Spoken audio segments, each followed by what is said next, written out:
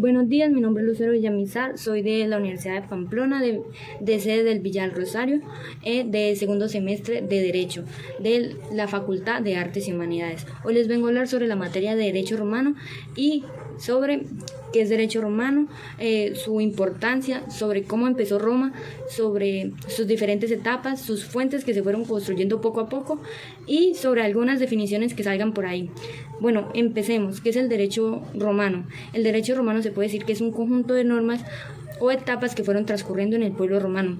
También se dieron ciertas reglas para saber qué era lo prohibido y lo permitido entre unos y otros. También se fueron dando ciertos comportamientos y ciertas soluciones para evitar algunos conflictos. ¿Cuál es la importancia del derecho romano? Este nos da una visualización al derecho y nos despierta la curiosidad jurídica. Y bueno, y entonces, entre paréntesis, ya vamos a empezar cómo se formó Roma y sus diferentes etapas. Y acá va un paréntesis que es Alba Longa, que fue como una ciudad que se decía que eran de muchos ritos, donde se crearon muchos ritos, leyendas y mitos. Se decía que era como el reino de las 7 montañas y acá tenía como personajes muy importantes como Eneas, Vesta, y los protagonistas de la formulación de Roma fue Rómulo y Remo. Bueno, esta leyenda consta de que Amulio destronó a su hermano Númitor y pues le mató a todos sus descendientes, excepto a su hija Silvia, y a esta muchacha la encerró como en un monasterio para que no tuviera más descendientes y que nadie le pudiera quitar su trono. Y pues el dios Marte se enamoró de la muchacha y pues tuvo relaciones sexuales sin su consentimiento, o sea, la violó. Ya gracias a este hecho, ella quedó embarazada y tuvo a Rómulo y Remo. Como ella ya sabía lo que hacía su tío, pues no quería que le pasara lo mismo a sus hijos y los abandonó, y ahí fue donde los encontró una loba, pero la loba no se los quedó, solo los cuidó un ratico, los amamantó, pero los encontró un campesino y ellos fueron realmente los que los cuidaron. Luego se enteraron Rómulo y Remo sobre su historia y en sed de venganza volvieron a Alba Longa a destronar a su tío y devolverle el reino a su abuelo. Y entonces, en agradecimiento de esto, Númitor les dio como un terreno y pues ellos empezaron a decir quién se quedaba de rey y quién le ponía el nombre y así. Y empezaron a pelear porque no se podían decidir bien. Rómulo mató a Remo y pues se arrepintió y en honor a su hermano le puso Roma. Rómulo empezó a jerarquizar a las personas, a ponerlo como un estatus, y también hizo que el Senado tuviera más de 100 patricios. Bueno, ahora empecemos. Y ahora veremos las etapas de la historia de Roma, que se dividieron en 3. El primero, la monarquía, la república romana y por último que fue el imperio romano. Empezaremos hablando por la monarquía. Se define monarquía como que el gobierno del monarca, que es solo uno, en este caso el rey, es la máxima autoridad y es quien decide las cosas de clases sociales, económicas y entre muchas otras. La monarquía se dio en el año 753 hasta el año 509 y fue la primera forma de política de gobierno en el estado de Roma. Acá se dio una distribución de poder, que pues ya estaba el rey, se dio el senado y las asambleas. El rey era coaptación, que esto significa que el rey busca a su sucesor y así mismo. En el rey era una característica muy importante que era coaptación, o sea, el rey buscaba a su sucesor en vida, para cuando se muriera ya tenía su sucesor y siguiera así todo normal. Y en el Senado era conformado por los paterfamilia, o sea, los ciudadanos civiles romanos. Esto era, para usted ser paterfamilia tenía que ser hombre, ser ciudadano romano, ser hombre libre. Y pues en sí no importaba si usted no mantenía a nadie, si no tenía hijos, mientras que fuera respetable y hombre. Y pues acá en el Senado entraban los paterfamilias más respetables de cada familia. Y en las asambleas se empezaron a implementar las asambleas por curias. Una curia en los tiempos de Roma era una subdivisión de las familias, algo así como una tribu. Y pues acá en las asambleas populares también hacían parte todos los ciudadanos varones, no más.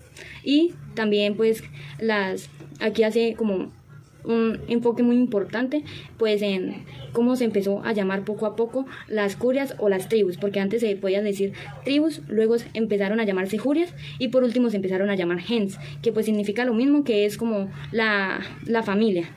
Pues la gens es un conjunto de familias antiguas que de pronto tenían un antepasado en común. Para entrar más en el tema sobre la gens o cómo fue evolucionando, el libro de El origen de la familia y la propiedad privada del Estado de Federico Engel fue muy importante, ya que acá relata cómo fue evolucionando, cómo se dieron estos procesos y así mismo.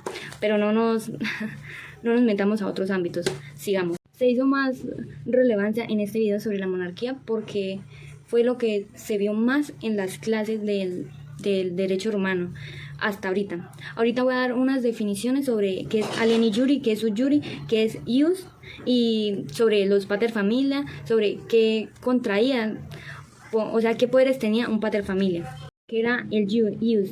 El ius era pues así pasando rapidito su significado, pues en latín es derecho. Y que es sui iuri. Sui iuri pues se puede interpretar como un pater familia, que es un hombre libre que manda o que domina a ciertas personas. Y alieni iuri son las personas que están bajo ese poder, bajo ese pater familia.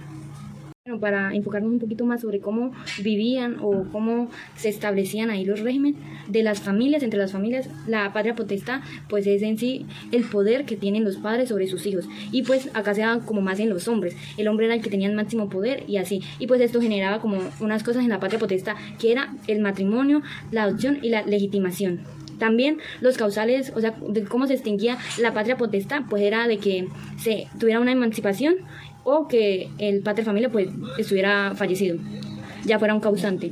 Algo que es muy importante, que también se podía ir de la patria potestad cuando usted tenía capitis diminutio. En esto es una acción jurídica que a usted le quita todos sus privilegios como ciudadano romano. O sea, en vez de pasar a ser ciudadano con sus derechos y su patria potestad y todo, ya se volvía a ser un esclavo. Esto más que todo se daba por una falta, de pronto porque usted hurtaba, hacía un mal acto o cosas así. Hacer un enfoque entre los requisitos del matrimonio en esta época, ya que algunos requisitos eran tener el permiso del pater familia, tener ius connubii, que era como los derechos de los ciudadanos romanos, y también uno de los primeros requisitos era que ya estuvieran en la pubertad, y más que todo empezaban a tener la pubertad entre las niñas entre los 12 y los niños entre los 14, pero esto más se casaban las niñas con personas ya mayores para estos poderlos mantener económicamente. Ahora retomemos las fuentes que fueron surgiendo en estos tiempos.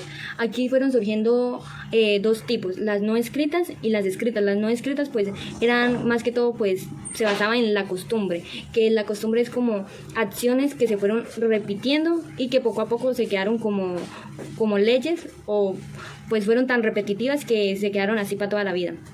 Y las leyes escritas son la ley, el plebiscito, los edictos, las constituciones imperiales, los jurisconsultos y los senadoconsultos.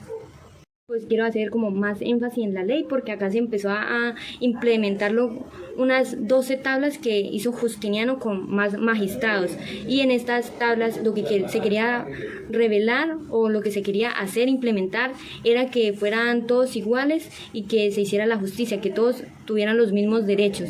Y bueno, muchas gracias. Este fue mi video para el parcial de Derecho Romano. Espero que les haya quedado todo claro y muchas gracias.